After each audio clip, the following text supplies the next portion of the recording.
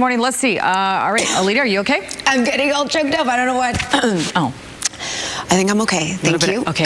You okay? All right. We'll give you just a little bit of moment because that video, did you see it, Elita? That video, oh my gosh. That's wild. I'm glad he's okay. Yes, thankfully. I mean, you never know what the outcome's going to be when you see those videos. You're like, okay, is he okay? Okay, good. All right. Oh, that was interesting.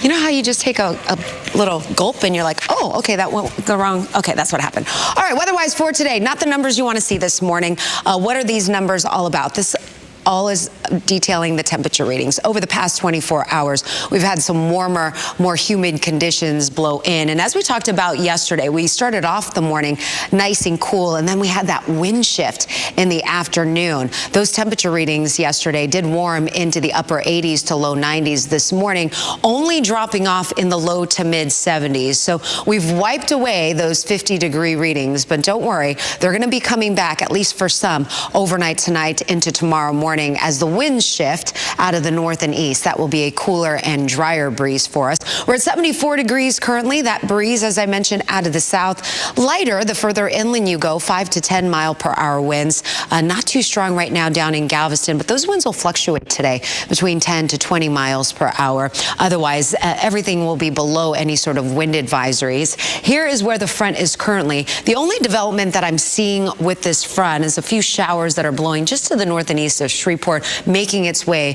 toward the northern and central parts of Mississippi. That is where the rain is currently, but the moisture is going to gather here over the next several hours. So with that will come first the clouds and then perhaps a couple of rain showers. A couple of those could be briefly on the heavy side. By this afternoon, there's going to be just enough moisture, enough lift where it could be dealing with a couple of thunderstorms. Non-severe, but there could be a couple of strong gusts with some of these thunderstorms. Type of wind gusts that could blow 35, even 40, 45 mile per hour gusts. And then that frontal boundary, as it slides closer to the coastline around 8, 9 p.m., that's going to allow those conditions to stabilize as the drier air blows in, and any sort of leftover showers along the coastline will dry out, will fizzle out. And then as we go into Wednesday, you'll notice that the boundary here stalls out. It won't be until late into the evening, into Thursday morning, when that boundary is going to be lifting back to the north as a warm front, and that's when the warm, humid conditions will return across southeast Texas. So out the door this morning, as I mentioned, we're starting off milder this afternoon.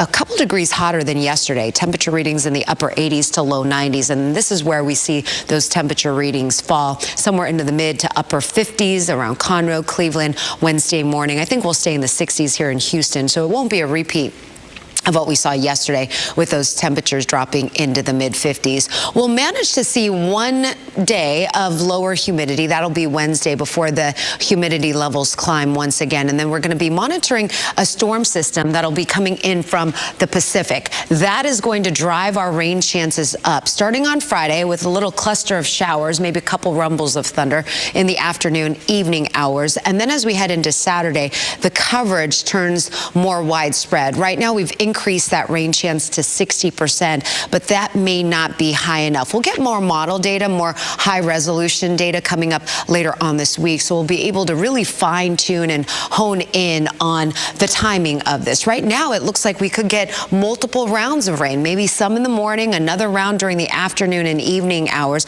But I think as we get closer, Thursday, Friday, we'll really be able to give you more specific details as to the timing of when these showers and thunderstorms will arrive. It does look like the majority of that rain should be pushing out here come Sunday. So if you do have outdoor plans on Saturday, don't go canceling them yet.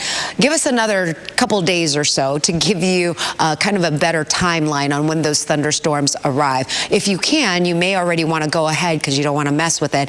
You may want to switch those plans to Sunday if you can, since Sunday is looking to be the drier day. In addition to that rain that I showed you with Future Track, there are signs that some of that rain could come down in a short amount of time. We could see some slower moving thunderstorms, and that could lead to some street ponding on the road. So there is that isolated threat, a level 1 out of 4. Here's a look at some of the rainfall totals, and the model data continues to update that, hey, there's a sign that we are going to get some beneficial rains. We're talking rainfall amounts 2, 3, even higher than that, with some of these rain bands coming in on Saturday. The majority of that rain is going to fall in that Saturday time frame, and then drying out on Sunday. Also want to point your attention to another front that we've got penciled in for the middle part of next week. Why I want to mention this front is what we typically call a season changer, meaning that we could be dealing with some of the coolest temperatures we've seen during the afternoons coming behind that next cold front, meaning next Thursday, temperature readings starting off in the 50s, and we'll finally talk about highs being into the mid 70s, ladies. We are ready. Thank you, Elita.